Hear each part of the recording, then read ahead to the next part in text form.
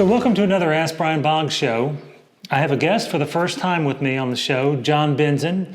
Jon and I go way back, some 30 years, doing articles together for Fine Woodworking Magazine. And I must say it's been a pleasure working with Jon every time. And it's always fun to work with someone that you're writing an article with and they already know what you're going to say before you said it. Or you can write a sentence that makes no sense at all, but they already knew what you were going to say anyway. So it makes my job a lot easier. So Jon, welcome to the show. Thank you very much, Brian. It's great to be here. So Jon, we've been working together a long time. You were saying that we met before you started working with me on articles? Yeah. So you started doing woodworking in '82, was it? That's right. Because I did too. I had gotten out of college in '80, and by '82 I started working in woodworking shops in Philadelphia. And the first place I worked, I found this stack of old black and white fine woodworking, and kind of went, "What is this?" And then a couple of years later, at another shop, everybody read fine woodworking, and I got a subscription. And in one of the first issues I got, there was an article about Berea, and soon after that, my girlfriend and I, so a couple of years later, this is I think '87, we went out to Berea. She had family in Kentucky, Paris, Kentucky. Her aunts lived out there. Don't dare call it Paris there. No. And we visited Berea, and it was really fascinating. And we met you. We met Kelly Mehler and you and the guy who did the Dulcimers. Warren May. And there was another guy who did, I don't know maybe they were Windsors in his garage. Oh, that was Dave Wright. Maybe Dave Wright. We met him. I'm a little fuzzy on which trip I met him on. But in any case, we met you, and you were working in, it seemed like it was a little room in your garage. There wasn't even a garage. Was there no garage? No, at that time, I was working mostly in the backyard, and there was a 6-foot by 10-foot storage room. That's what it was. That I converted into my workspace. It was this teeny little room. Yeah, literally 60 square feet. So that was very inspiring to me, and I was already, that trip really was an eye-opener, and a bunch of other stuff happened. I lived overseas for a while, but when I came back in '92, I applied for a job, and I started working at Fine Woodworking in '93, in February, and that first year I got in touch with you, and but then soon thereafter, Taunton started a new magazine, Home Furniture, and I gravitated toward that immediately. Oh, I love that magazine. It's so sad that it didn't fly. Because, everybody that I talked to that read it just loved it. The articles were just enjoyable. They weren't how to do something, but they were about somebody's work. And a lot of us had great hopes for that being a really good opening to potentially the market, because that was the thought. That's what we were hoping, that it would somehow connect makers with a market.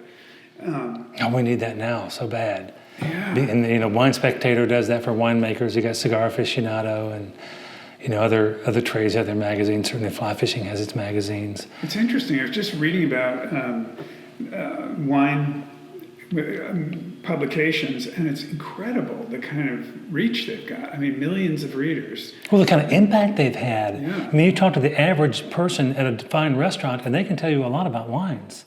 Right. I don't think in the '80s that was. I think that was pretty rare in the '80s. Yeah, and the average person in a restaurant is not going to tell you much about fine furniture. So that has not changed. No, and they want you to leave quickly so the next person can come in and eat, and they want you to leave because the chairs are so bad. Yeah. So they're thinking. I remember Pete Galbert saying at one point how he never was attracted to Windsor chairs before he got into woodworking, because he just associated them with kind of crappy reproductions in bad restaurants. So, but so So when Home Furniture started, I contacted you, and there was an article that another editor snagged away from me, which was the first time you appeared in it. And then, Chair built for comfort? Yes. That had the ladder back on the cover? Yes. And then, exactly, it had a detail of the ladder back.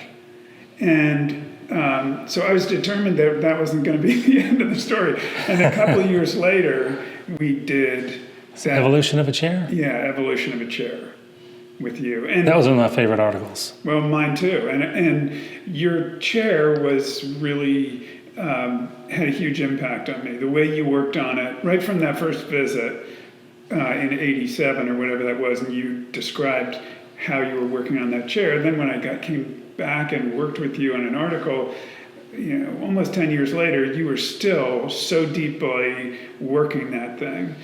And the way you were evolving every little piece of it was really inspiring, and that it was so comfortable and gorgeous, and that this is against a backdrop of art furniture and at the time, and studio furniture that was all about pizzazz and incredible wood and over the top technique that was at the expense of really careful attention to every detail. Well, James Krenov really had a big impact on me with that. I mean, he liked simpler woods. He liked the straight grain, and he liked matching the grain, and that's always had an impact on how I think about what the emphasis of a piece should be. And it's never, we've got a curly maple starburst tabletop right there, but that's a way to play with a round form, and it's not really exotic wood.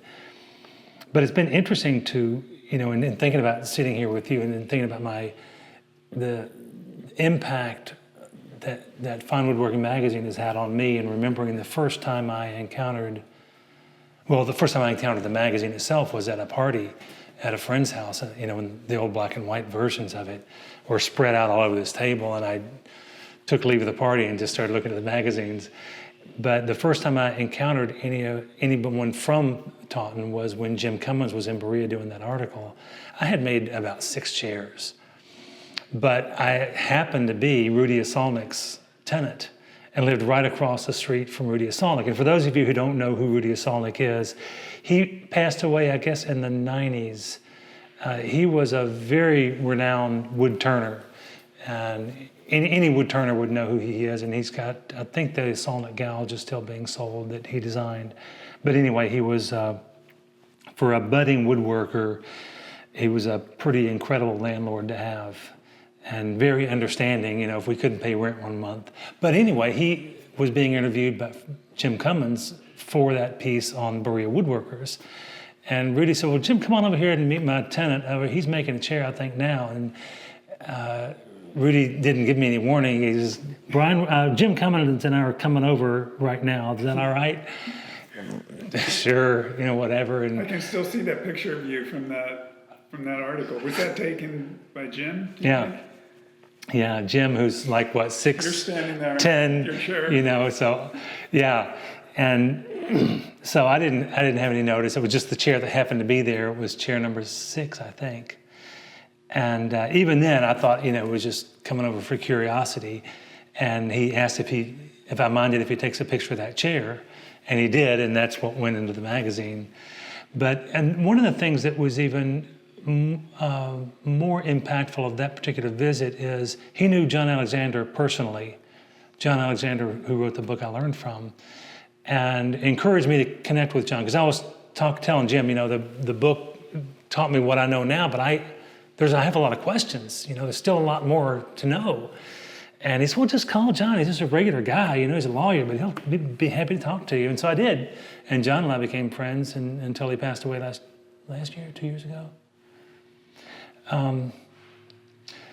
And another thing that happened, and I guess over the years, but even from that point, being published that early on, when I really wasn't, I didn't think of myself as Fine Woodworking Magazine material yet. I'd just made 6 chairs. But I thought, oh, geez, I better get it together because I'm in the magazine now. And so it kind of sped my, I guess my learning pace up. I felt like, geez, people are going to expect things from me now. I better show up. And so I made sure I did. And so each subsequent article did the same, kind of amplified that same feeling for me that people are taking me seriously. I better get serious. I better, make sure that I'm the craftsman they think I am. And that's not so anymore so much. There's other things driving that. Now I'm just excited about the work. But it's been interesting watching, outside myself, watching that intensity change with each new exposure. Yeah. It's, I guess my articles might have had an impact on other people, but they probably had more of an impact on kind of feeling pressure to perform for me. Yeah. It's funny about Rude Osolnik, because I remember on an early trip to Berea, you must have sent me up to see him. And I remember driving by myself. It was springtime. It was a beautiful drive up a hill to his house. Poverty Ridge, he called it. Poverty Ridge. And he was an incredible character. When I visited, he must have been 75, but he felt ancient. And he was still working, and his barn, where he worked until he couldn't physically anymore. Yeah, I remember he had these huge stumps that he would somehow get up on his lathe. He had winches and whatever he needed. But I most remember it was the evening, or getting to be dusk, after he showed me the shop, and then he took me into his house, and he was living on his own, I guess, by then. And his wife died, and batching it, and he wondered if I wanted some moonshine. So you're talking to a kid from Philadelphia. This is my first experience. So he serves it, and it's literally in the kind of ceramic container with the little finger hole on it, and it was like lightning. I mean, I was just, whoa, that was so painful. That's my key memory of Rudy. But I was thinking that probably a lot of people don't know what Berea was at the time that you lived there. Maybe still is, but maybe you should. I think it is again. It certainly had a lull, but Berea, through the history of the college, I think more than anything else, became what was eventually officially the crafts capital of Kentucky. And that happened through the efforts of the college early on to kind of harvest the talent and economic potential of Appalachian crafts in support of the college. And they did this by having craft sales, crafts made by area people, baskets or pottery or whatever, but eventually bringing that into the college and teaching students how to make crafts that would be sold to raise money for the college. And of course, people graduated from that, and not all of them left town, and so they would set up shop. Including you. Well, I went to Berea College because I had heard about Rude Osolnik, really? and Rudy was running the craft. He was a teacher there? He was a teacher there, but by the time I got enrolled, he had gone, but his reputation had stayed, and the guy that was there when I showed up was not somebody I wanted to learn from. And I didn't find that out until I was already in college, so I studied French and philosophy for a year and a half before I dropped out and taught myself how to make chairs. I didn't know that. I thought you went for academics and then dropped No, out. I went to learn woodworking, and it's kind of funny. It was the point of exit for me was in philosophy class, studying Socrates. Socrates at one point said the only people that know anything really are craftspeople. Really? Because it's real, it's tangible, physical, real stuff, and you know how this material is going to respond from your experience, or you know about the material, you know how to make that, and that is real knowledge.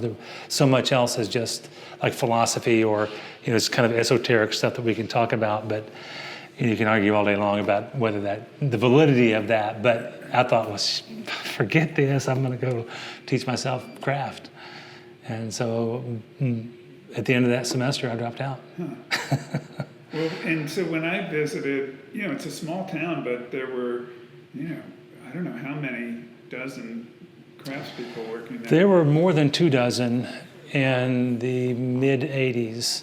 And we had the Berea Crafts Association, Berea Craftspersons Association at that time. It was a pretty successful little organization. We put out our brochure and we tried to coordinate some marketing efforts, and that lasted until someone became president who shouldn't have become president of the organization, and pretty much did it in. And other things that happened around that time, around, I guess, that must have been the late 80s, 2000, late 90s, 2000.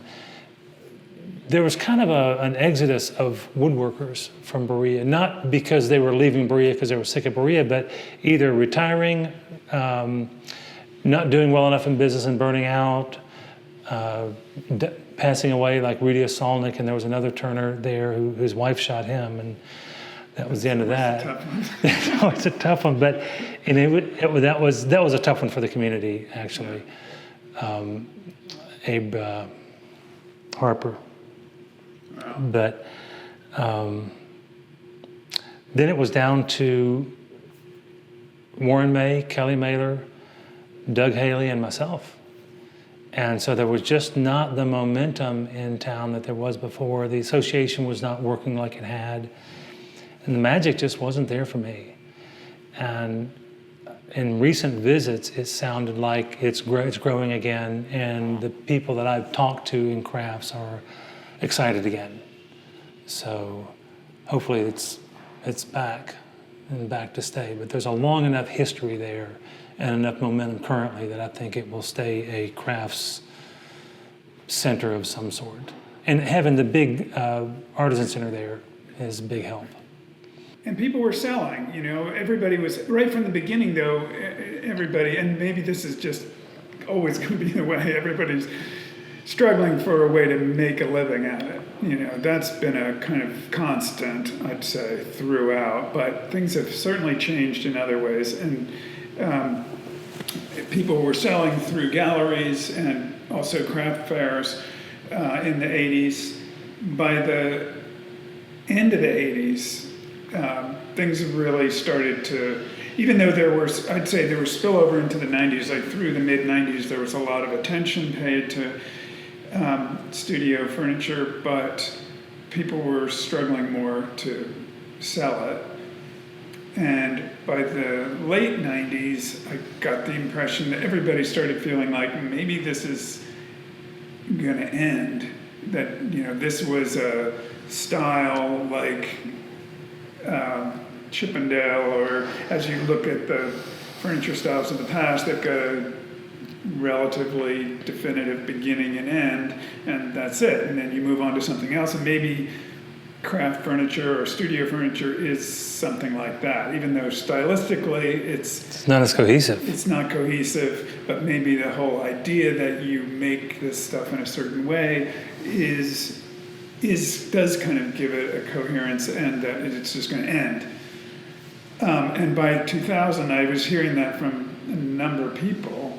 My personal experience is I don't feel like I am really that good at assessing trends, and I'm drawn to the individual piece of work. That's what really excites me. And I've never seen a slowdown in the production. There's always somebody else making something really cool. And, many of the people that I knew from the 80s and 90s are, naturally they're getting older and slowing down a bit for that. But I felt like through the aughts, a whole lot of wonderful makers were essentially shutting it down, whether they moved on to something else entirely or they just were not making as much. It was happening. And then more recently, But at the same time that that was happening, I was seeing a lot of kind of gradually gaining momentum, bunch of younger makers coming along who were more focused on, they were interested in design but also thinking, I want to make a business out of this. So they were thinking about the design of the business and of production and how can I make this thing in order to make a living at it. Where earlier on, the people that I worked with in Philadelphia in the first half of the 80s and many of the people that I interviewed after that, it was largely about getting away from being in business.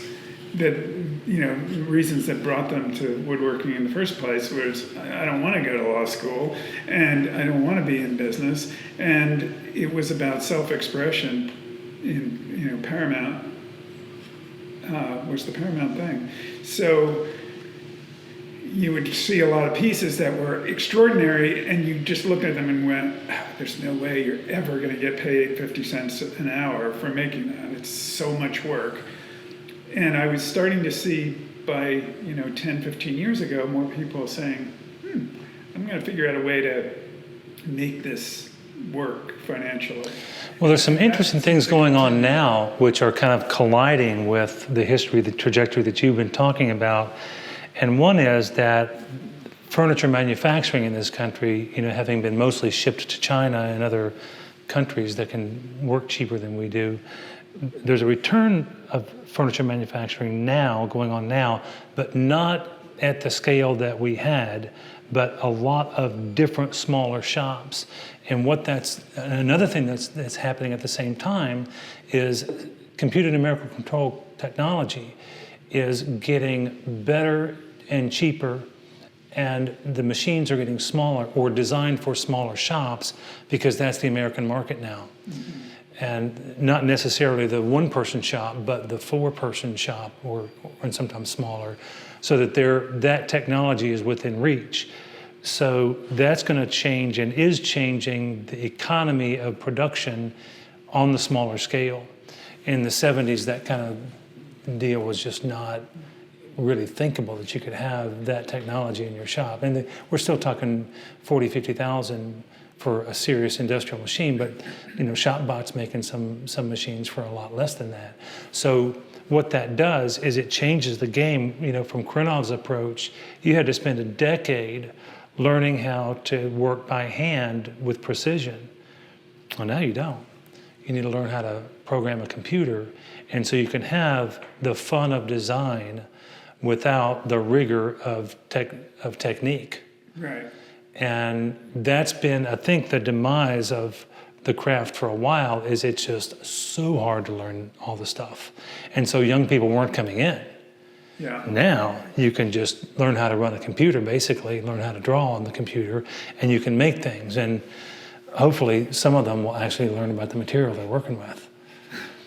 Well, that's the other interesting aspect of it is the other quite separate thing happening currently is a rise again of purely handwork or much more purely handwork woodworking, green woodworking. It's kind of remarkable. I went to Greenwood Fest. I was going to ask you if you'd gone to that. Yeah, and it was incredible. I mean, I felt like it was 1972. I mean, it was this kind of fervor and passion for what people were doing and a sharing. It was a very communal ethos and beautiful work being done. And I'm seeing a lot of it around. I mean, it's not just an isolated thing. It raises the whole question again of how you make a living doing that. But I think I don't know. We'll see. A lot of the people who were there, I think, were not intending to make a living at it. People who were attending the festival. A lot of them, I think, were doing something else, and this was their hobby. And it's an incredibly gratifying hobby. You can get deep into it. It's a lot of pleasure involved. But so there you have that on one side and CNC, small shop CNC on another. But there's also the in-between, I think, and that's what I was talking about. There's some really wonderful work being made by people who haven't spent 10 years doing the Krenov approach, but they've studied enough. They've gone to Center for Furniture Craftsmanship for a year, and they know their material and they know how to build. And they've also gone to RISD and they know design. And so they're kind of putting those components together and making some fabulous stuff. I've seen more and more of it. And I'm really hopeful that that kind of small business can provide a living for people. And something that I remember from early 80s, the guy that I worked for, Josh Markell in Philadelphia, would talk about he went to Italy for Fine Woodworking. He did an article for them about small shop woodworking and how the whole industry worked there, and came back feeling like, wow, we got to get some people, because we knew a lot of terrific furniture makers, but they were all kind of in this teeny shop mentality. So how can we get someone who really knows their material and their craft to get their designs manufactured on a larger scale? And you've been there. I've been there, but not with success. I have not found a great way to have things manufactured. I remember there was a passage with Thomas Moser. So what was that experience? Well, Tom had approached me to design a ladderback chair for their line. They liked the style of my ladderbacks. They didn't want to copy it, but they wanted to bring my design sense into their portfolio. And that was intriguing. And I remember I called you to get your advice about whether or not that was a good idea. I had no idea what I was stepping into. And after talking to a number of people, I thought, what I'm stepping into is clearly, and everybody was in consensus that what I was stepping into was an education. And whatever that education yielded, as long as I didn't put myself in a situation where I was going to lose a lot, you pay for an education no matter how you get it, And or your parents do. So. Well, you're them for life. So, but seriously, that was my attitude going in, and I think that kept me sane, with all the different changes going on with the design. And I designed a chair that was very much to their liking. Tom liked it, his staff liked it. They were tweaking the design a little bit to make it a little bit more Moser. I think I'd already done a pretty good job of that, because it didn't look like my work. It looked more like the Moser theme or the Moser aesthetic. But they decided to change it a lot because while it fit their aesthetic, it didn't fit their production. It's business first there. Right. And businesses that are successful, I guess, are business first successes, mentality. And they make some good stuff. But I couldn't play that way. Yeah. But that's interesting because, but you feel like they're more, so he was on the small end of things as a manufacturer at that point, but now is it I think more still that I think he's looked at among furniture manufacturers as one of the small guys. He's got what? Last there was over 100 employees, 150 I think, the last time I heard about that number, but that's been quite a while. Right. And we're talking 12 years or 15 years ago that this was going on. What about the experience of having your spokeshave produced? That's been almost all fun. And it was partly because I didn't take any big risk with it. I needed a spokeshave, so I made one. The students I was teaching all wanted one. So I thought, all right, I'll make a bunch of them. And so I had pattern made and a mold made and castings done and the machining done on it. And then I would tune them up in my shop and make handles for them. And then eventually had handles made for them. So it was kind of a hand-tuned manufactured product, and I made probably 200 of them. And I got to the point where I figured, that's a good time to stop. But I didn't want them to stop, so I sold the rights to the production to Leonard Lee at Lee Valley. And I was very careful about where to go with it. But Jerry Glazer of Glazer Gouges, Glazer Turning Tools, he and I were good friends, and he was good friends with Leonard Lee. And I just wanted his thoughts about, because I was in a very vulnerable situation. There wasn't a contract that was really going to protect me against someone who wanted to take advantage of the situation. A contract's willing to go so far. So I wanted to go into business with somebody that I could trust. And his review of Leonard Lee was just glowing. And Leonard was that guy. He was just a great guy to do business with. So they produced the half-round spoke shave for a while. And then we started talking about the flat one, and they decided to go their own way. And now they got their own line. And I don't know what happened, who told Tom Lie Nielsen about this, or if it just was a coincidence. But I don't know, within a very short period of time, Tom Lie Nielsen called. And I think I was still having those conversations with Leonard Lee. And then Tom Lie Nielsen called and wanted me to design a line of spoke shaves for them. And so it made it easy to finish my conversations with Leonard Lee, because now Tom was talking about not just a spoke shave, but a line of spoke shaves.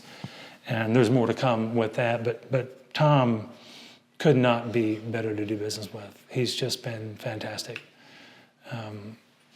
They've done a great job with the tool from the quality standpoint. They've been very receptive to feedback. So that's been really good. But that's where I think the part of the success of that was the design of the products fit to the manufacturer of the product. What I was thinking. And with the Moser story, I think there was a mismatch in the design of the product. And that came from early conversations that I had with Tom Moser about the chair that led me to think a certain way about the manufacturing of it. But he actually flew me up to the plant, and we had a tour of the plant so I could better understand their manufacturing. But by that time that happened, I had already mostly designed the chair. I think had I had a better understanding of, I was going to say their limitations, but really their pattern of working, by visiting there before doing any design work and spent more time doing that, we could have had a successful design experience together. But I think that my idea of what they were strong at or what their process was like didn't fit the thing that I was creating for them to make. And that's never going to work. And that's exactly the problem that we're running into trying to have anything else manufactured. This bar stool behind me, the topless bar stool, the backless bar stool, we priced it to a company and they could make it, but the first thing they have to give up is the bandsaw texture. They can't bandsaw with precision. And now there's CNC bandsaws, but they're still not set up to do a cut that would be a finished cut. They're set up to get the part ready for less CNC routing. And so the thinking is really different there. And I was seeing the potential of the bandsaw as something that could actually create the finished shape of the piece. And that's what excited me about that whole design, is having the manufacturing footprint be part of the surface design in the same way that the spoke shave finish or the draw knife finish in some of my ladder back work was an important part of the surface design. It told the story how the piece was made. But that story, those trails, those cuts, formed a piece whose surface had manufacturing integrity written all over it. And they couldn't do that. They said they could make the tool, but it's a CNC cut thing and it's all smooth. And then I felt, oh, wait, now it kind of lost the heart and soul of it. And then another one that we talked about briefly was, well, we actually had a major mess trying to get the Sunless chair manufactured. And we made parts for a company to do that. They claimed that they could hit the tolerances. It took them a month of trial and error before they could hit the tolerances that we were hitting in our shop. And they had a $500,000 German CNC machine. They finally got it, so we said, let's roll with it. And they proceeded to ruin every piece of wood we gave them. It was our wood at our cost, and we'd already machined it to specs. Okay. To the specs that they said they needed in order to successfully make these parts. They didn't make a single part right. And it was a piece that was designed kind of for CNC type, for manufacturing production. And so recently, about a year ago, we had another company look at it. And they said, oh yeah, we can do this. We've got 5-axis CNC machines. We've been making chairs as a company for 150 years. But the first thing we'd have to do, we can't match the wood like you do. Well, the whole chair was designed around as a showcase for beautiful wood grain and matched grain. And if you throw that out in the first sentence of the conversation, what do you got? So I don't know what I would design for sure as something that could be manufactured, but unless it's veneer, solid wood grain matching is not a fit for the factories. It's not, and that's where companies like this really shine. Yeah. And they're not going to do bandsaw veneer. They're going to do the sliced veneer, which just does not have anywhere near the same structural integrity. Like we're playing with some rotary cut sweet gum veneers. And when we put that in the vacuum press, if there's tape on it, like just double stick tape, we'll pull that tape up and it'll rip veneer out with it. But it won't do that on solid wood because the veneer is all cracked up to begin with. It's not held together anymore by its own lignin. And whereas this bandsaw veneer is. And I hate to leave that. That's something really important to me about the integrity of the piece. So if we have something made by manufacturing, we'll have to figure out a way to design so that the wood grain is not the theme. Right. And that's going to be hard. Right. So I would. Yeah. Yeah, I don't know of a company who's, including Moser, I don't know of a company who's manufacturing and matching solid grain the way small shops do. Right. And I think that the fewer small shops that are there, it's like the less fine wine there is out there to educate the sommeliers or the people who are becoming at least familiar with how to pick out a bottle of wine. If they've never had good wine, how are they going to pick a bottle of wine? Right. If you've never experienced really fine furniture designed the way we do, how are you going to know what you're looking at? So we need more of us out there to create a kind of to create a tipping point of interest. We're not even in the minds of not just our shop, but this whole body of craftsmen that we've been talking about, for the most part, is not in the minds of the consumer. And that's our biggest problem, not competing with each other. So, Fine Woodworking does a lot for that and this Green Wood conference that you were just talking about do a lot for feeding an enthusiasm and building a connoisseurship for this thing that we do. And without that, there would be no market for us. Right. There's no more galleries, essentially. We can't make enough noise. We can't educate enough. But fine woodworking and to a degree popular woodworking are kind of building a fan club for the likes of us. And a lot of our customers read Fine Woodworking. That's how they know about us, or that's how they know about fine furniture. And that's huge. Yeah. So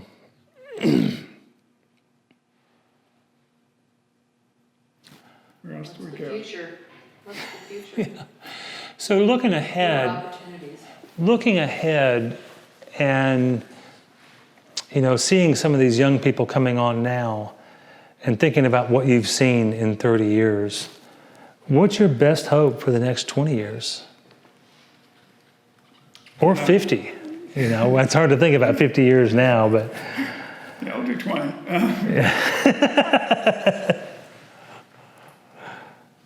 Well, I don't know. I don't really have a hope for it, except to just keep seeing more good stuff from a selfish standpoint. And,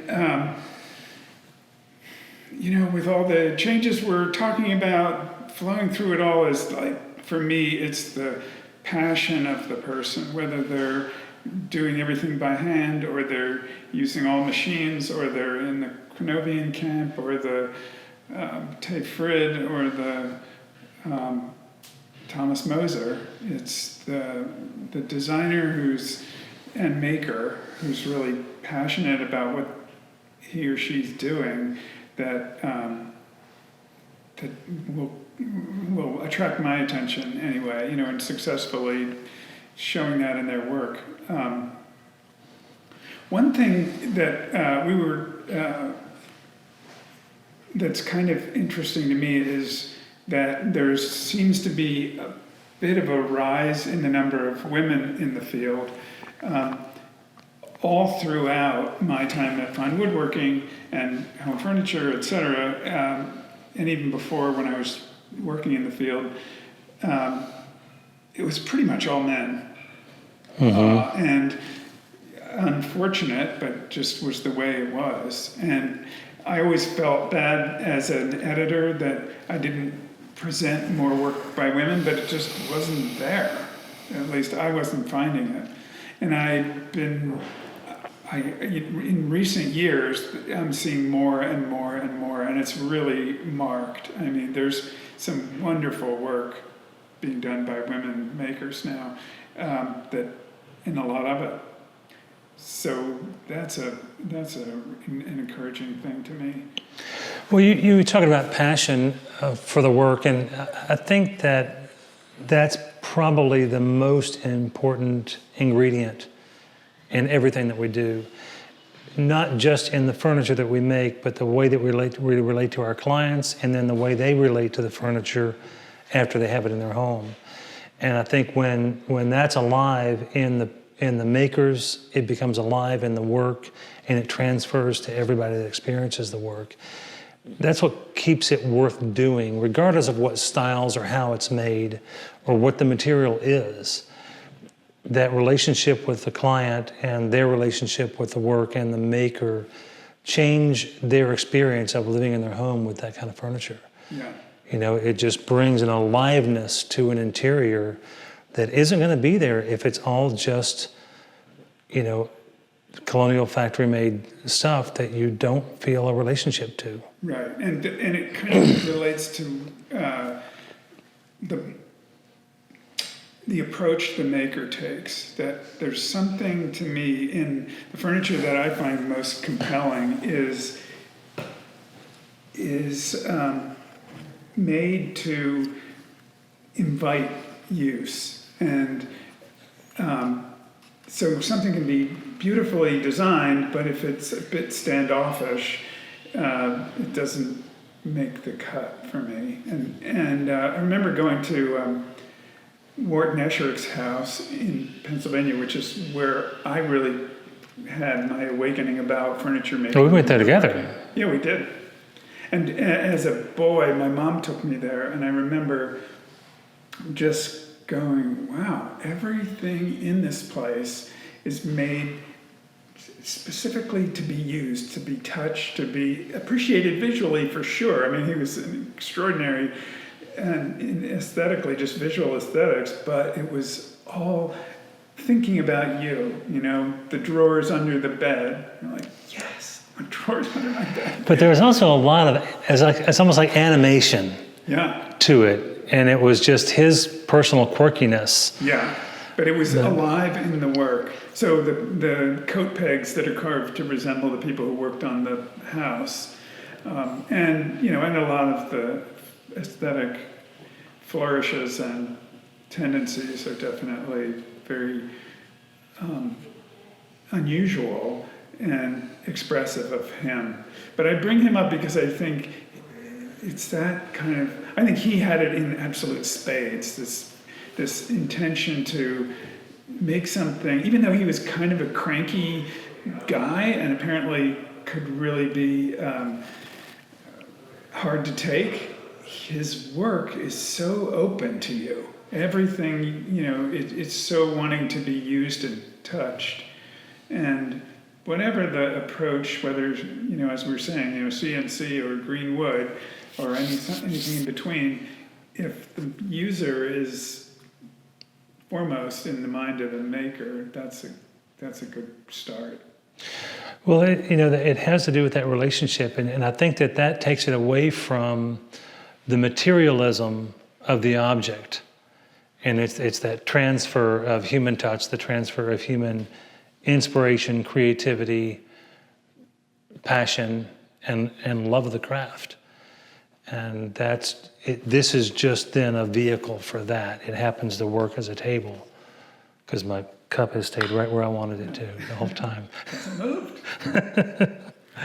But those intangibles are what's worth all the rest. And it's fun to display craftsmanship in the process. But I don't know if that's, I think that it is possible to create that relationship and to create something that someone is, it's like children's art. Not that it isn't great stuff, but it's not necessarily going to make the museum. But every time you see Livy's drawing on the wall, it's right here. Yeah. And it You in the feels, as they say. hits you in the feels. Yeah. Yeah. And that's what it's about. It's a vehicle for expression, and I would say even language is different, but it's a way of communicating directly something that is felt and experienced, and that communication happens between the designer, maker, and consumer. Right. Well, and it's interesting because I have the same feeling about sculpture and painting, 2D art, which I also adore, and my thoughts about it, what's the impact? Why is something appealing to me? It's kind of the same thing. It's that, do I feel the emotion in this piece? Is it making me feel something, that is powerful? And yet for furniture, I don't want furniture that looks like sculpture. And I think part of the reason is that to get that potency, to get that emotion and passion in the furniture, it's all to do with use. It's not just visual. So even if it's really cool looking, it's not gonna make it's not going to really do it for me unless it's also appealing to me as a user. Somehow those two things are kind of, even though they're furniture makers with great sculptural gifts, the work's not as interesting to me, not as successful. There has to be an expression of care for the client, and whether you care that they're going to have a really positive experience with this piece. Right. And for me, it's wherever they touch it has to just feel lovely, not necessarily smooth. Here, there's draw knife marks. Interesting. Yeah. It just has to feel like you're feeling, when you're sitting in that, you're feeling what I wanted you to feel, because I designed that to be that shape and that texture. This is really cool. The whole time we've been talking, I've been just kind of rubbing the texture on the People seat. do that. They come in here and their hands Isn't it are funny? all over everything. It's totally unconscious. People will come up here, there'll be people on the floor under the table looking at everything just because it invites that. And, that's kind of the medicine for what we've created in homes full of things that are not made with that. They deaden your sensitivity to what you surround yourself with, because you're not rewarded by being sensitive to that stuff. Right. With this, you're definitely rewarded. There's all kinds of treats to pay attention to. Yeah. Jon, it's been really fun to talk about all this. I know we go back a long way, and We do. we could talk a long time. Thanks a lot. Good to see you again. Yeah. We got some work to do. We do.